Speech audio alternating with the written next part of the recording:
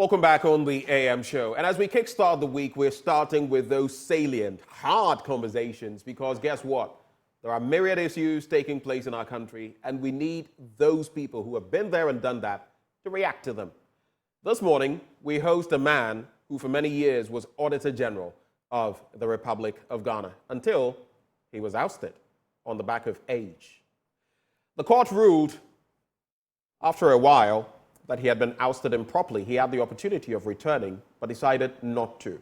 Today, he shares his perspective on myriad issues of national scope. Daniel Domelevo is my guest this morning. Good morning, sir. Good morning. How are you? I have been well, by God's grace, and we're still in the Easter season. I hope you're celebrating well. Exactly. It's been a while since we had an interaction. I'd like to find out from you, what has Mr. Domelevo been up to? Thank you, Benjamin. I am on pension, but I have a few assignments outside the country. So I'll be moving around supporting public financial management issues outside the country, and also, I'm a member of the Audit and Finance Committee of the Global Fund. So that has been sending me to Geneva very often.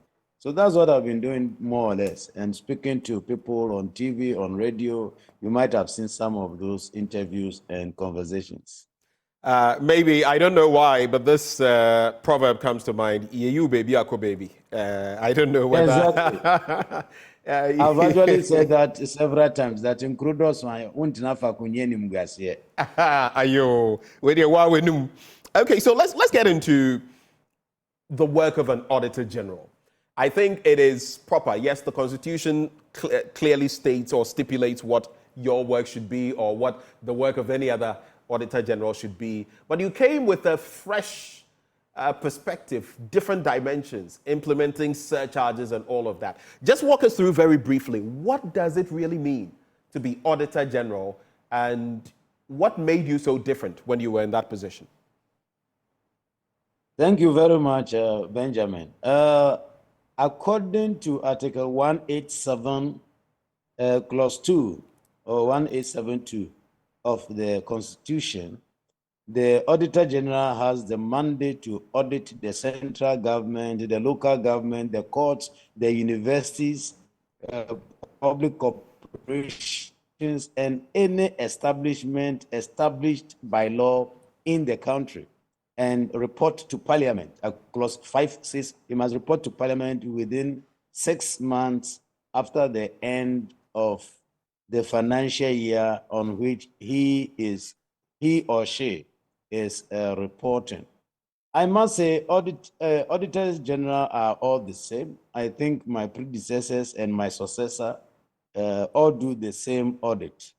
The difference is holding people accountable. If you may recall, Occupy Ghana filed a suit at the Supreme Court against Attorney General, which is usually referred to as the Auditor General's case, because in the views of Occupy Ghana, the provision in Clause 7 of Article 187 were not being adhered to by the Auditor General.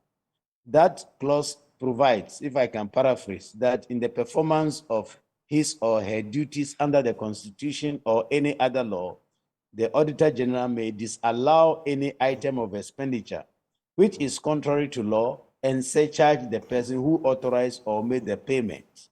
And this is the provision which made the difference. Personally, I love that provision. And I thought it was the main thing that the Auditor General must do to bring a difference if you have to hold people accountable in the public service.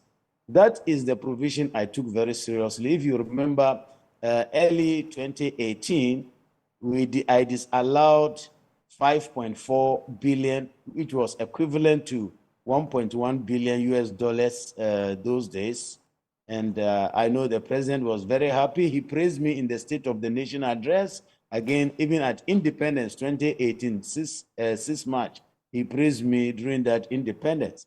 So I think that is the crux of the matter. I keep saying, and forgive me, with no disrespect at all intended to the journalists, I said, if Auditor General will not implement the provisions under Clause 7 of Article 187, then he's operating like a journalist. And maybe even the journalists are better. Why do you say that, though? Yes, because the journalists don't have mandate to hold people accountable Right. beyond bringing it to the public domain. But the Auditor General has the mandate to hold the individuals accountable and get the money refunded or retrieve the money. But in the case of surcharging, among others, I mean, famously, Kroll and Associates, Senior Minister Osafo Mafo and all of that, some say that was the beginning of the end for you, once you started touching the lion's tail. But the point being that surcharging, how should one go about it? Do you think you overdid it at a point? Or was it that, because then again, there was a lot of pushback, there was a lot of fighting you, especially on that point, and some other related cases. And that was where some real tension started developing between your outfit and the executive. So surcharging, how far is too far? Let me say that I was actually at the warming up stage. I had not even reached the maximum yet. I thought we should go further than where I was. And let me be very honest with you, Benjamin. If you have to hold people accountable in order to prevent corruption, we must start at the top. I've always advocated that we should hold the bull by the horns, not by the tail. If we start at the top holding people accountable, then it cascades or it will come, the effect will come down. I usually say when it storms at the top, it will drizzle at the bottom. So once you start holding people accountable, it will bring about deterrence throughout the system. And that is what I think I was doing. And I don't seriously think I went too far. I was determined to do even more. But did you do what was right? Because some said that you were not, in your permutations, in your calculations, in how you went about it, you had not taken stock of the right things. Well, those are people, they're entitled to their views, you know. So I have no difficulty with that. But you should understand also that this is the first time that we are doing the disallowance and surcharge. So it is an area which we don't have the institutional memory or the experience to refer to. If you comb around the world, you may not even find examples. The one that comes very close is to what we call the Napoleon system of auditing. That is the French. But the French system is judicial. So the Auditor General is actually a judge. And it combines the audit work and the judiciary work. So the Auditor General sends his team on the field. They go do the audit, identify the findings, they bring it. Another unit of the Auditor General's office does the prosecution, and there is another unit which is responsible for adjudicating or the judicial work. So the judge, the Auditor General is also a judge, and his team, they are all judges, and they are prosecutors, and they are auditors. That one is a bit extreme, which you call the Napoleon system. Our system is the Westminster system, or the parliamentary system, where we have an Auditor General who is mandated to do the entire audit. He only delegates or uses other people to assist him to do it. So it is a matter of perception. And let me say that I do not claim that what we're doing, there may not be any fault at all about it. I'm fallible. Everybody is fallible, so there's no problem about that. But seriously speaking, I think from my point of view, the judiciary did not help the cause. It is not because I was doing things wrongly. You talked about Osafo Mafo. Yes, that is a very popular case, the Kroll and Associates. But there is another one, Zoom Lion. Zoom Lion also, the same thing. When we disallow and surcharge, the case went to the High Court. The High Court judge, the judge ruled in our favor that we did the right thing. But how did Zoom Lion get out of it? they appealed against the ruling, and when they were appealing or they went to the Court of Appeal, the issue was not challenging the ruling at the High Court. They challenged the jurisdiction of the Auditor General. That's the mandate of the Auditor General extends to the private sector.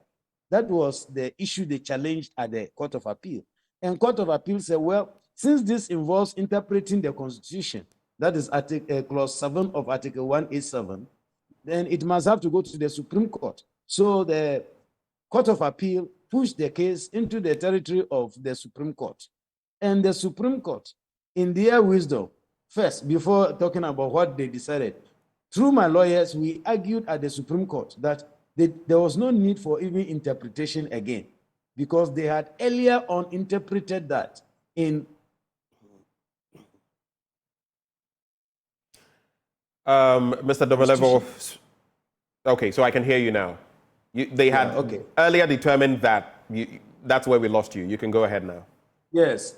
In Occupy Ghana versus Attorney General, the Supreme Court had earlier on determined that if we want to interpret the person, because if you remember what I said, the Auditor General should hold any person who incurs or pays an expenditure which is contrary to law.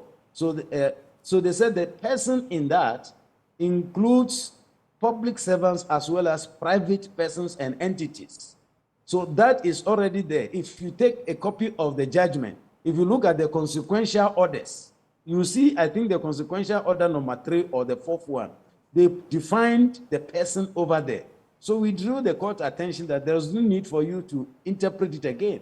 The Court of Appeal just have to apply it instead of redefining it or interpreting it.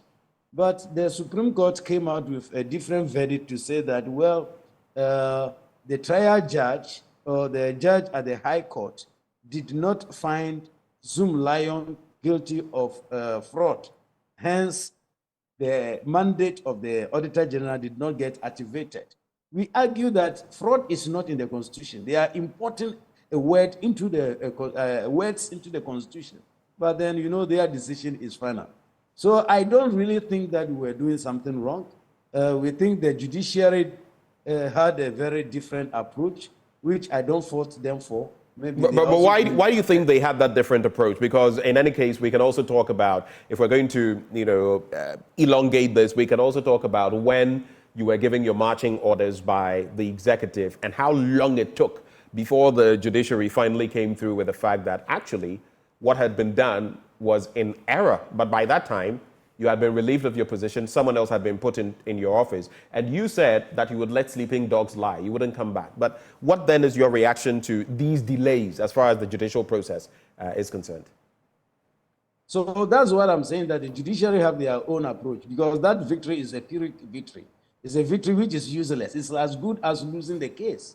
Why would the judiciary, which in the past gave judgments, several judgments in Electoral Commission's case, interpreting the Constitution at times within 2 weeks, within a month, so that the process can go on, wait till they realized it was time for me to have actually left office before they came out with their decision. And when I read, remember when the judgment came, I was quite full of praise for them. But when I read the judgment itself, it annoyed me. I was like, look at these guys. They were thinking about themselves. I don't think the case is what they were judging, because if you read the judgment, in the judgment they stated that the independence that the Auditor General has, the president could not have asked him to go on leave. I'm just paraphrasing. And if they allow it to go or slide, a time will come when, in the course of election, the president may tell the Electoral Commission to also proceed on leave. And there may be a time when the Chief Justice himself can be asked to proceed on leave. So they could not support it. So I said, look at these guys, they were protecting themselves. Hence, they waited till it was a Pyrrhic victory before they pronounced it. So at times, it's like I will do the right thing, but I will do the right thing saying that it is useless to you. So I think the judiciary was not helpful. So you think this was deliberate? This was calculated? from my point of view, very deliberate. I don't think it was right because they themselves came out with that phrase, justice delayed is what? Justice denied. And I don't think any group of people should know that better than the Supreme Court. And of course, this was the time when Justice Enini Yeboah was Chief Justice. It wasn't Yes. Gertrude Tokono. But just to clarify, so in terms of the Auditor General's work, from what you know, you have experience now, and you suffered for it, and the extant situation, how much more can the work of the Auditor General be strengthened, be facilitated? What can we do? Yes, what we can do is clearly stated actually in the directive Principles of in the state policy? consequential orders Right. that was given by the Supreme Court. In fact, in giving the consequential orders, that is telling the Auditor General that hold people accountable anytime you come across expenditures that are contrary to law, they didn't stop there. They went ahead and gave, I think the fourth instruction went to the Attorney General to hold people accountable also, prosecute people if need be, so that we can, in fact, in the judgment, there is a point where the EV referred to giving the Auditor General and the Attorney General teeth to bite. So we need a teeth to bite because you see, I have made a statement over and over again, and I'll repeat it, that when there are no consequences for misbehavior or abuse of public funds, the impunity will continue. The abuse of public funds will continue. People have come to the realization that especially when you are within the ruling class, you can misbehave anyhow. You can do anything at all, and you will get away with it. If we create such a society, I think we are going to continue suffering from what we are seeing today. Thank you. Now that we've dealt with the major bits about, the Auditor General and all of that, there are some current issues that I want us to wade into, starting with tax exemptions, tax waivers, flat rates, and all of that. You have heard a lot of talk from different parts of the political spectrum about that. Because of the environment you operate in, I want to run them by you. For example, Dr. Mahmoud Bawumia, the Vice President, has spoken about tax amnesty and a flat rate moving forward. And some tax experts have said that would not be the way to go. In fact, it could be a disincentive for those on the other side who have been, paying their taxes diligently. But when you look at our tax system and you look at what the boons we get as a country, and the fact that we have 22 handles each time now you go and make a purchase in some places or you eat and you do that, and you're looking at tax of about 22%. That's more than 1/5. What do you see, and how can we do better without squeezing the ordinary Ghanaian even further?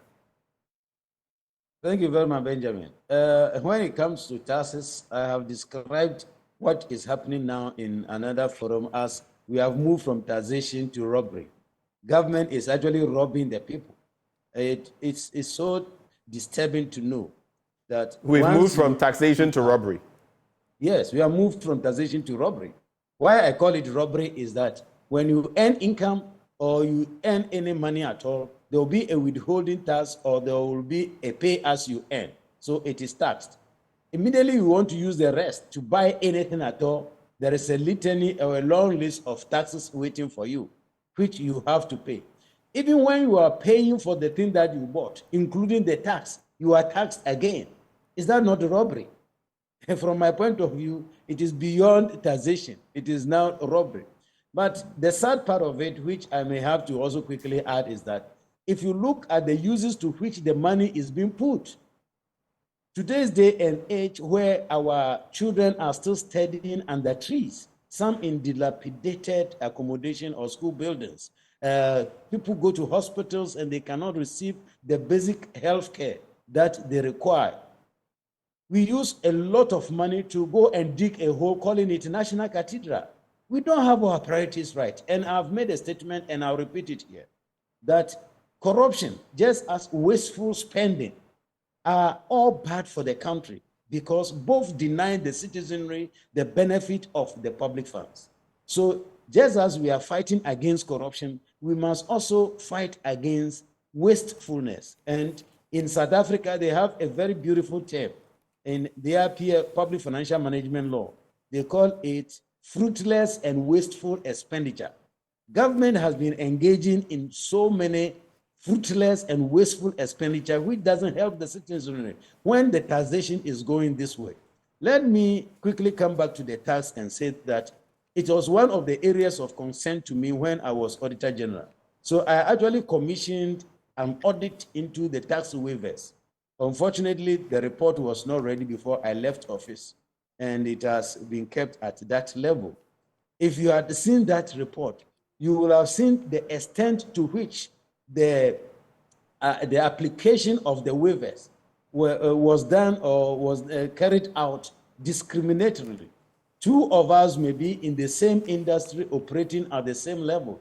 Because of maybe who you are, you may get the exemption, I may not get the exemption. I thought there was a lot of indiscretion when it came to the tax exemption, and I thought it was also one of the waste pipes that had been created, contrary to the laws of the country.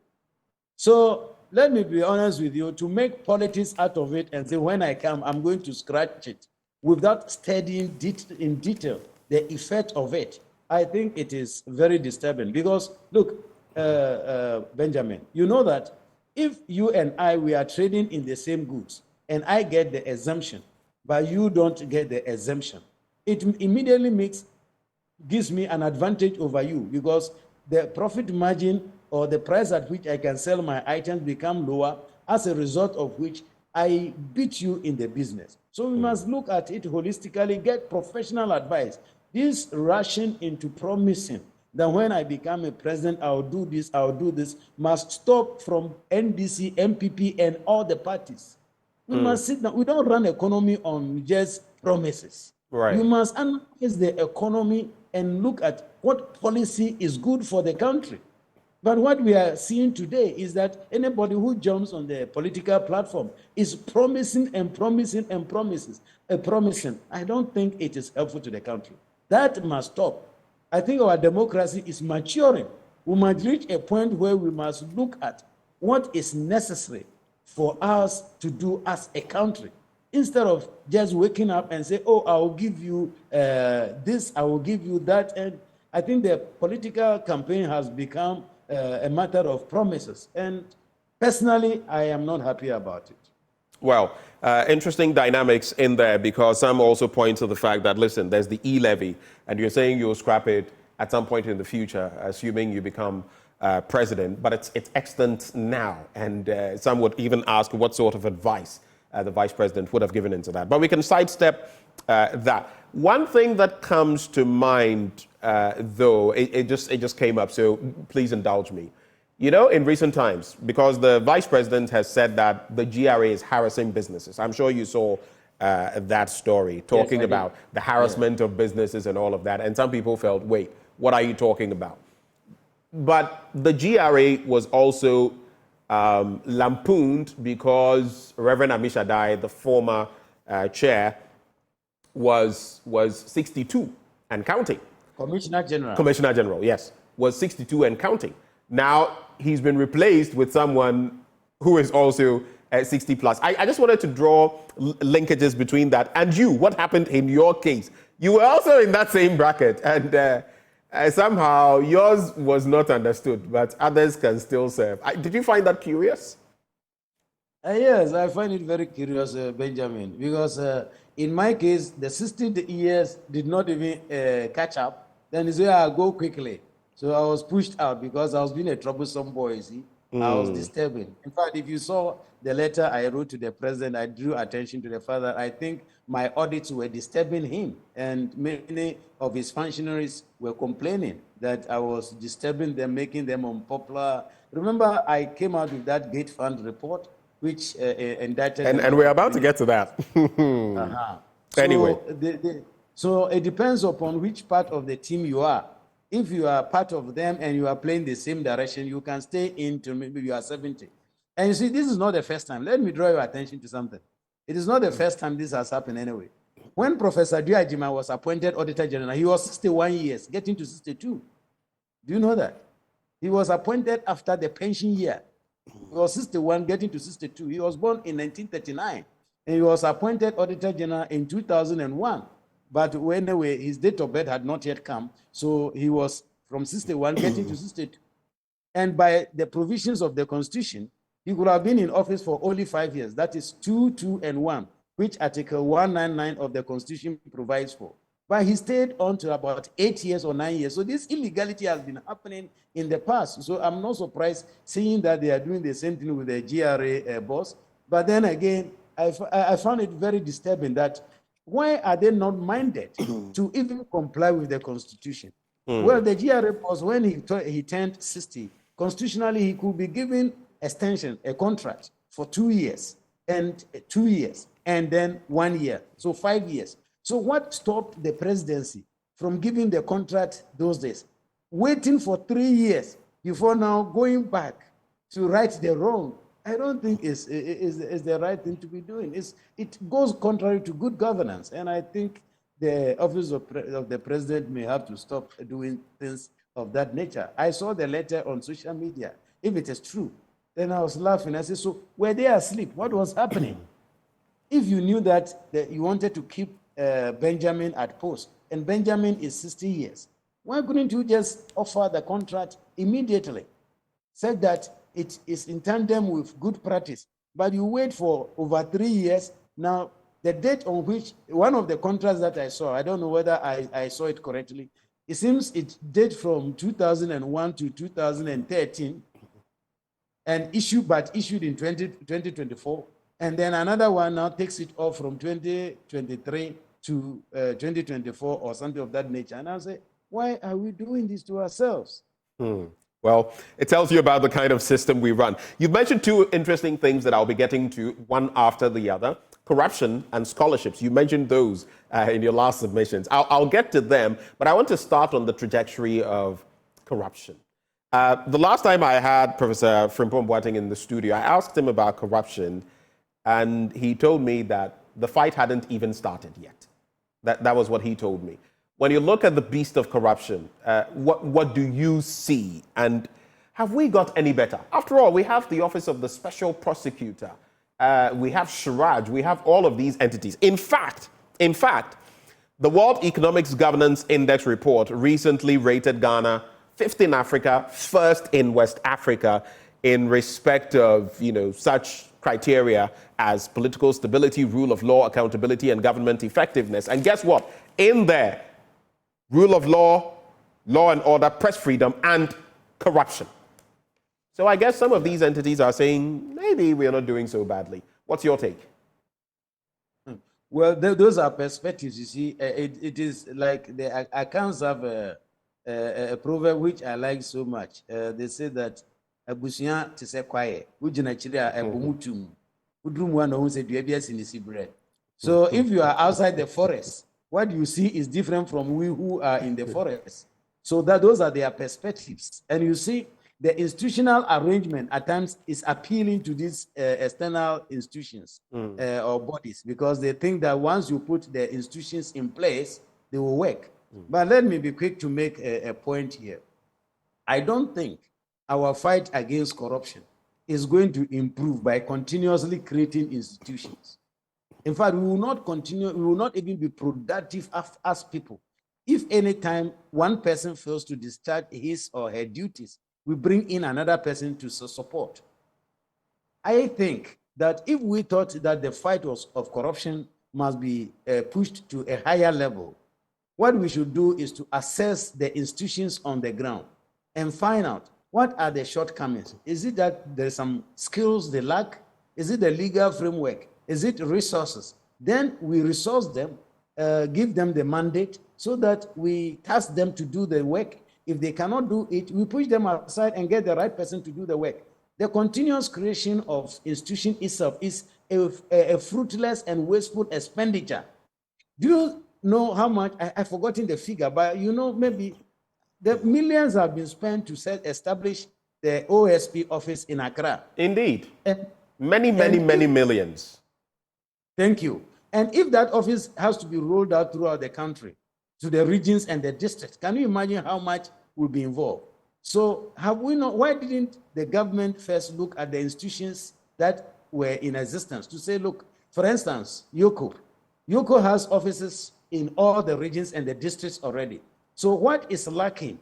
If it is the mandate, so why don't we just amend the law and give Yoko maybe that mandate? If it is resources, why don't we give the resources? It will have saved us from the overhead.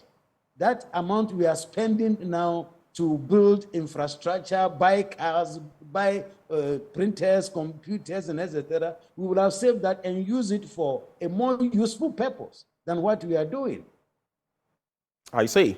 So in terms of the fight against corruption then, you say it's not merely replicating or duplicating institutions and all of that, but from where you sit, throughout these last 80 years, at least this administration is in power, how well have we fared on a scale of 1 to 10 in fighting corruption or taming it? You can look at the corruption perception index, and it tells you that we have not done well at all. I cannot agree more with Professor Frimpong Boateng. The fight has not even started.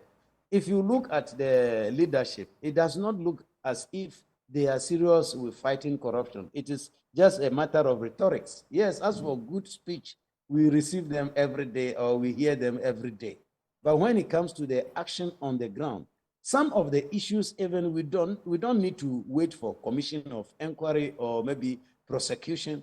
Just a matter of giving a good image of the government. We can say, look, step aside. You can't do this and still be part of us. I was looking at or watching a video from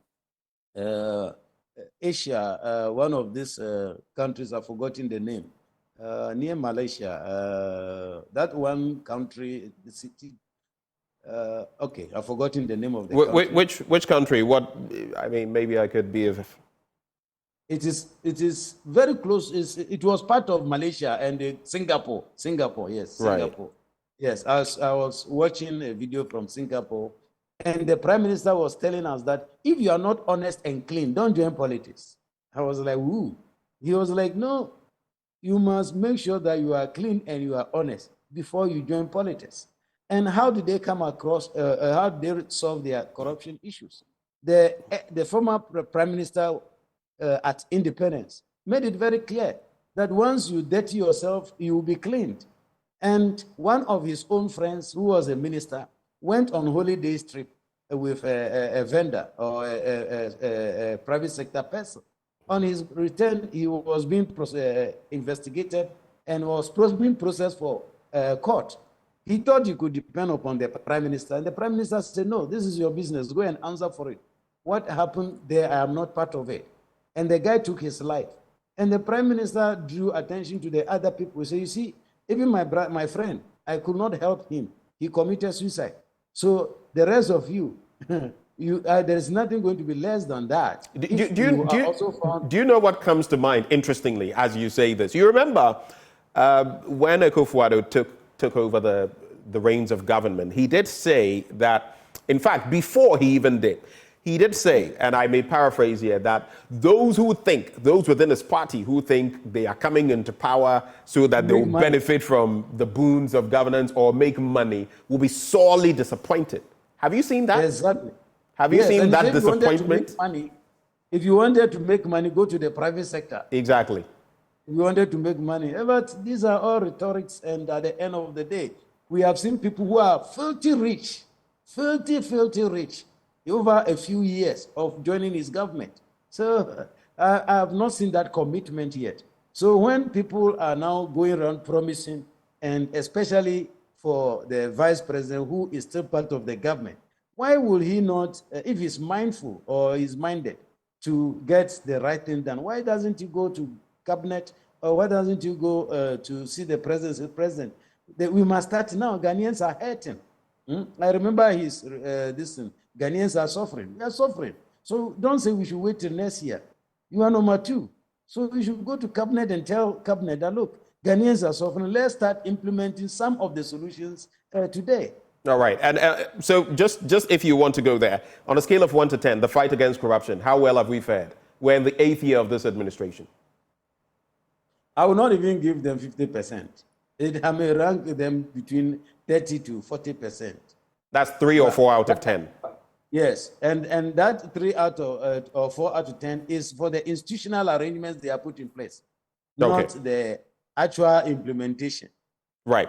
Let's talk briefly about the special prosecutor, because he's also had cause to lament funding where his office would be, getting the right staff, having the leeway to operate. I mean, sometimes maybe he's also gone a certain way, calling about being allowed to be on, is it the Judicial Service Board? I'm not so sure. I have to check on that. Among others, some have said that has no bearing on his work. But when you look specifically at the Office of the Special Prosecutor, are we doing what it takes to allow that outfit to work so corruption can be dealt with? A case in point, Cecilia Abnadapa and the entire saga that happened. Well, I stated earlier on, if you remember, that I said I don't think the fight against corruption can be won by just creating additional institutions or putting in place new systems which do not add value. It is my considered opinion that the best way to go is not in creating a new office as in the Office of the Special Prosecutor. But if that is what it will take for us to nip corruption in the bud, then why not? I have no problem about that. But I think there are cheaper options, and that should have been explored instead of what it is. But if you remember again, Benjamin, I have always said that once you fight corruption, corruption will fight you back. Corruption fights anybody at all that fights corruption. And that is what he is facing. What about Martin Amidu? Martin Amidu, out of frustration, had to resign and go away. And fortunately, between myself and Martin Amidu, we had a lot of collaboration. So I know a lot of the frustrations that he went through, which I will not put those frustrations in public domain because he didn't put it in public domain himself. And he has not asked me to do so, so I will not do that. I have no doubt in my mind that is the same frustration that Kisia Ejaben is facing. The perception of people in government is that they are entitled to get away with anything that they do, be it contrary to the law or wrong. They think the accountability, the holding of people accountable, has to do with opponents and people who are not within their cycle. And I think that is what do you call it, Mr. Kisia Ejaben is facing. If you take Cecilia Dapa's case, without making any pronouncement that she is guilty of anything or whatever it is, at least it is mind-boggling. It is mind-boggling that someone has money in his or her house to the extent that over $1 million or whatever was stolen and they didn't even know. It took some time before they get to know. So much money, and what will you be doing with that money? I don't know whether you... Benjamin, you have seen $1 million before. Cash stuck in somebody's house. I don't think that's even a question to ask. Yes. And Benjamin, what is disturbing is that when she decided to resign, in accepting the appointment, why did the president has to add that I know you'll be, for lack of remembering what exactly said, you'll be vindicated sort of at the end. Why should the president go to that Her extent? integrity will shine through. Will shine through, yes. Why? What was the need for that? So it goes to embolden those who are also practicing it.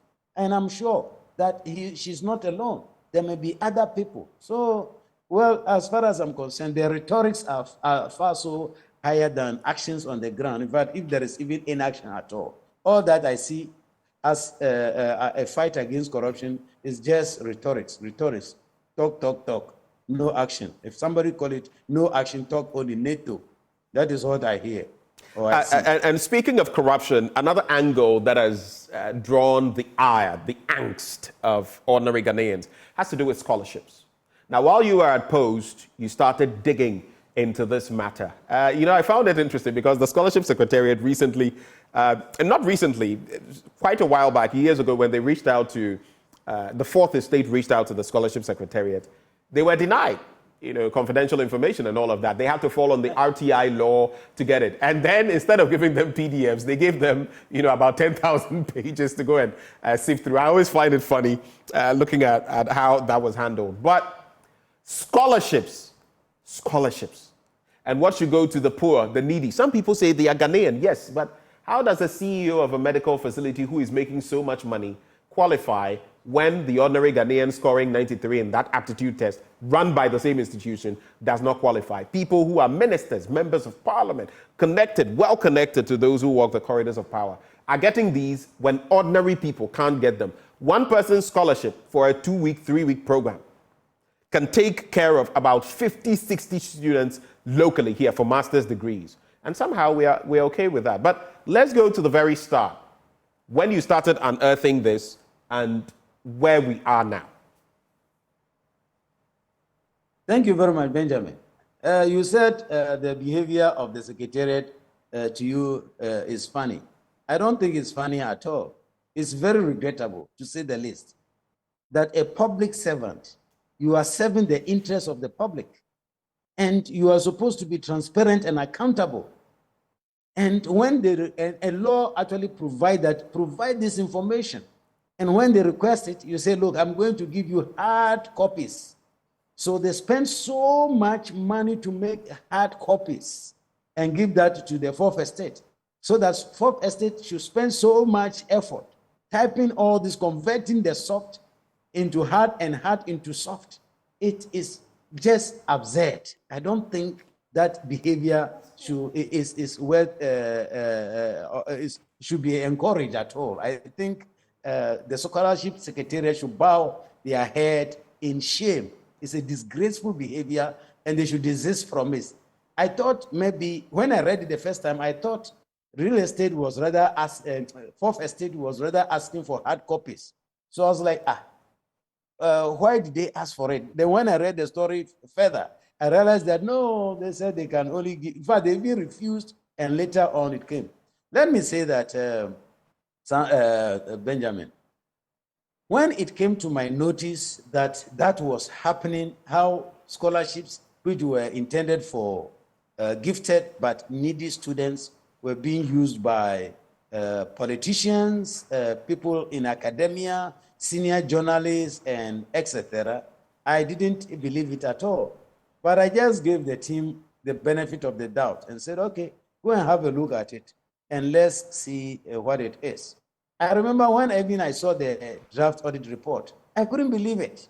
I even reached out to the then Education Minister, Dr. Matthew Prempe. Is that the name? Yes, Dr. Matthew Prempe.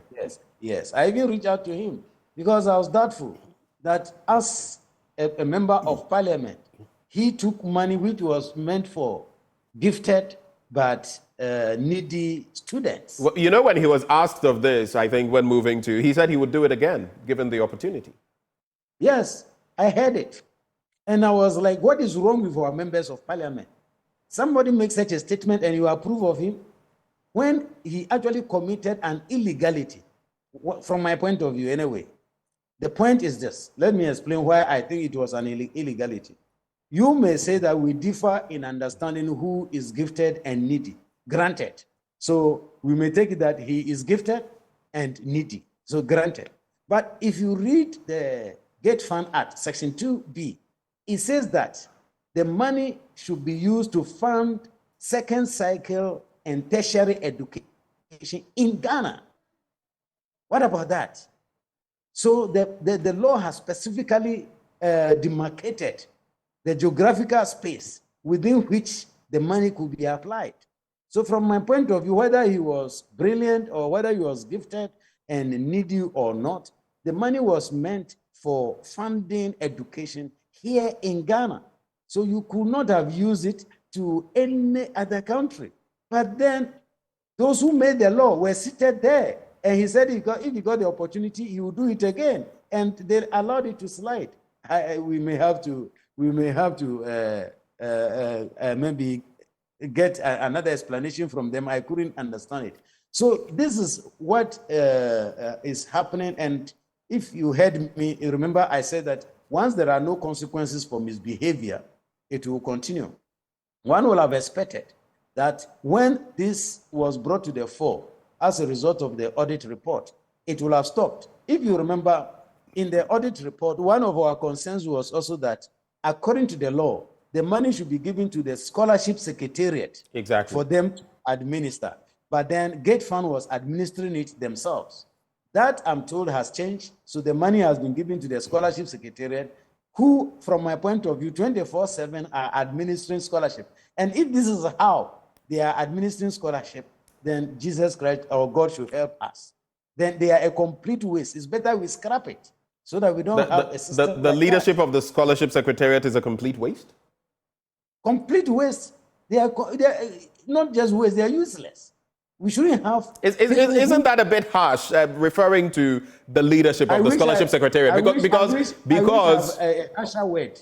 I wish I have a harsher word for them, because 24/7, that is what they do, and they have not been able to come out with any guidelines or something to determine who qualify for this, to ensure that they are within the remit of the law. I am not talking about the total money which went to them, because I don't know how much money they get from other sources. But the little which came from Gate Farm could not again be used for foreign trips or for foreign studies. If they were doing this, then they are more than useless from my point of view. Let me be honest. How about the many thousands of others who got the scholarship? Yes, I do know. There are many people who tell you brilliant, needy, got there, didn't get it. There was someone who took an aptitude test, scored 93, conducted by the scholarship secretariat, still didn't get it. Yeah. Brilliant students who were on the list, and all of a sudden they were told, oh, MPs and ministers came and, protocol and all of that. So these brilliant and very needy students couldn't, continue with their studies. That is there. But how about the thousands of others who also get these scholarships, who are not politicians or whatever? Does that justify your use of, useless for the secretariat? I am not saying that they are useless just because they give it to politicians. But whoever is not deserving it, who gets it, it's completely no. That is my point of view. That is all they do. Remember, if you are occupying a public office, you don't exercise discretion capriciously and anyhow. You must make sure that you are doing your work and you are objective in the delivery of your work. So today we should be able to look at least a guideline or a manual, which I think they could have formulated after consulting the various stakeholders, to say that, well, from our point of view, if you say you are gifted and needy, you must meet these conditions. Because how on earth can we say that the daughter of, the former Minister of Finance, is it a daughter or a son? And we were told... I know whom you're referring to, right. Yes. I'm told somebody also related to Honorable Fed. These are the gifted but needy. But what if that person were not being, the assumption is that, but what if the person is technically not being catered for by this other person that is being referenced? So we should use the resources to take care of people's irresponsibility. I am a father and I have responsibility for my children. If you are minded, Benjamin, I have 3 children that I could have gone and applied for scholarship secretariat for. They are all schooling. I could have applied for scholarship for them. I have not applied for any of them because I think it doesn't, in fact, it didn't even occur to me or doesn't even cross me that I should go there. So that is the point I'm making, that from my point of view, we've lost it. And I remember the gentleman again on one of your shows, I think Joy FM shows, was saying that because there is no law, he was exercising discretion. Exactly. Let's grant it that there is no law. Is he saying that the portion which came from Gate Fund, there is no law there? Right. The law clearly says that use it for needy but gifted students within Ghana, secondary and tertiary. So the courses they were attending in London, it's now London part of Ghana, New York, etc. They are all part of Ghana. My goodness. He has also called for a scholarship act, that if we want this to be done right, we need an act to give guidance on it. What do you think about that? Yes, I've also called for it. I think their discretion is not good. So we need a law which may have to detail out who qualifies and who does not qualify, and also require transparency. For instance, the law may need to tell us who gets it each year. There must be a compulsory disclosure every year, publishing so that we know who has received our money and who has not received it. And I think that is very necessary. You know, this, if I were interacting with Dr. Kwame Asante or any of my former political science lecturers, this would come to mind. One of the definitions of politics is who gets what, when, and how. And I guess in politics in Ghana, it shows clearly who gets what, when, and how. But let's, moving from talking about all of this, let's also talk about the SML bits and the KPMG report. Now we've been told clearly that Mr. President has taken, custody of the report by KPMG. The question is, what's happening to that report? At least we know per reports like what happened to Professor Kwabena Frimpong Boateng's report, that if you're not careful, sometimes reports can be there. Some have suggested that there may be some parts of the report that that cast a not too positive light on the work of SML. But for you, the initial stages of SML, the fourth estate's work, the KPMG report, which we've not yet seen, and where we are now, what is your appreciation of the issue and what are your expectations? Well, the minimum I expected was that immediately the report was ready, it should be made public. It should be made public. So, because you see, the accountability is not to president. It's to the people of Ghana. It is the public funds, people's money. So anytime that those reports are ready, they must be put into the public. I don't think it is for nothing that Section 23 of the Audit Service Act provides that the Auditor General should publish his report immediately as soon as he presents it to the Speaker.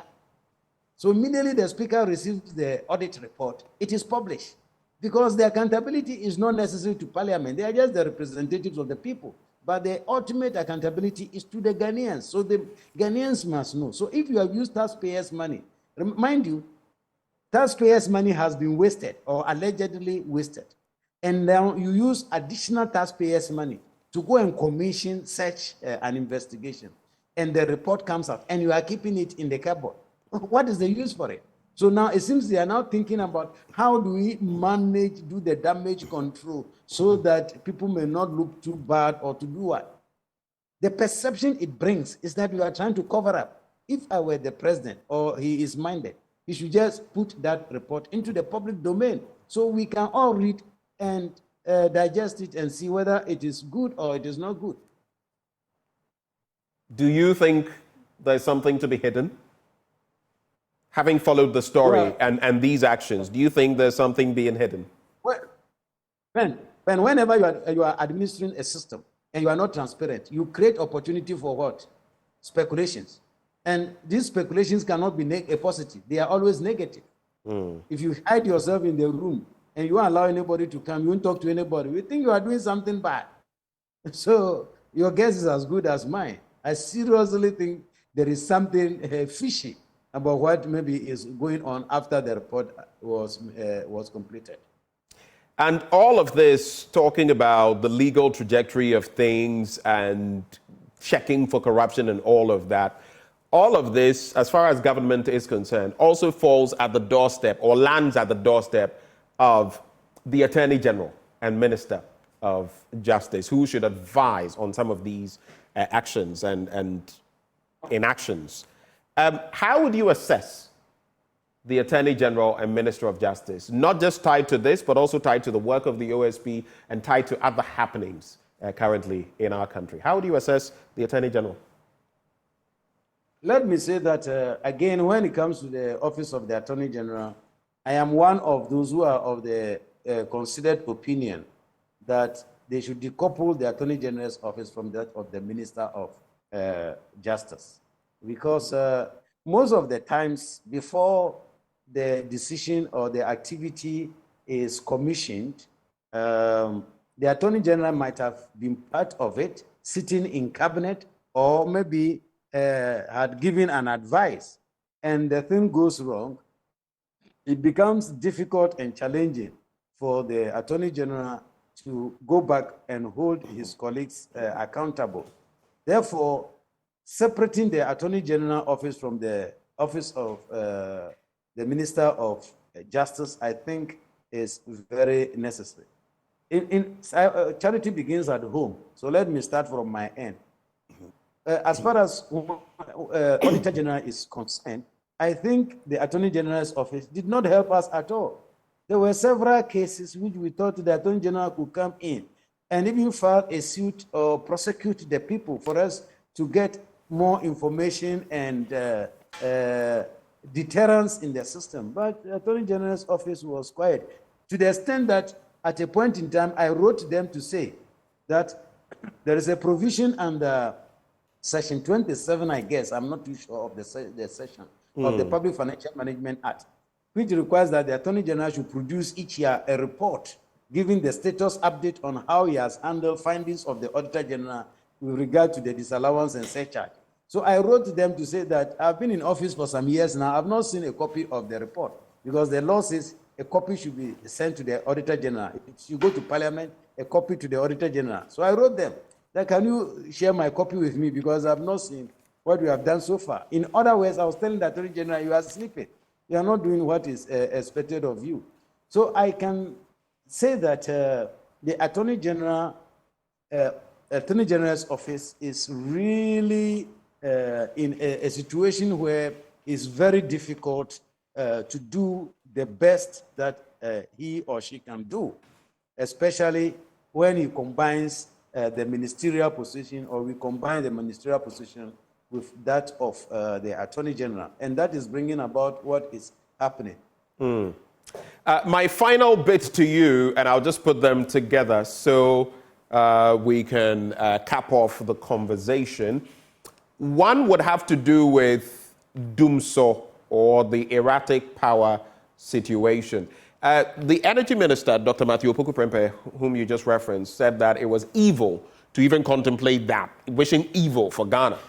But in recent times, stakeholders met, closed-door meeting, and in there was the chairman of the Mines and Energy Committee of Parliament and MP for Achime-Buakwa South, Samuel Atachia. And he said, having had these discussions and come to that realization, he said there was the need for a load-shedding timetable to manage the situation, and that this had become inevitable as the players in the value chain found a solution or solutions to the crisis. What do you think about that? And what I want you to leave me with, I don't know what the power situation is where you find yourself. Do you think we're in DUMSO? Do you think we need a timetable? And finally, Nana Addo Akufo-Addo, it's been 8 years. On a scale of 1 to 10, how do you assess his governance? Those are the two questions I'll leave you with. Final thoughts. Thank you again, Benjamin. It doesn't matter how far or how fast the energy minister would like to run away from it. We are in DUMSO. It doesn't matter how intelligent or wisely he would like to put it. When people don't get their lights, it is doomed. And when it comes back, it is so, isn't it? So we are in DUMSO. There's no question about that. And I thought that being a public servant again, he must be mindful of some of his utterances. I found it a bit unpleasant. You know, Napo is my very good friend. In fact, I call him my brother, actually. We date back several years. I found it a bit disturbing when he tells people that, he told people that bring your own load sharing scheme. I said, no, I think he should be joking. If he actually said that, he must be joking, because that is not acceptable. I think that the need to address the power situation is very critical, because it is energy or power that drives the economy.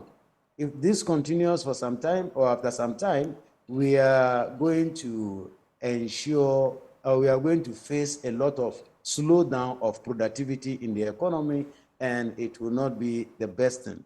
So we must rather be forthright with ourselves and say, yes, the problem is here. It has come before and it was solved. Why don't we do the same? What are the solutions? What can we do to find a solution to it? So that is what my take on it is.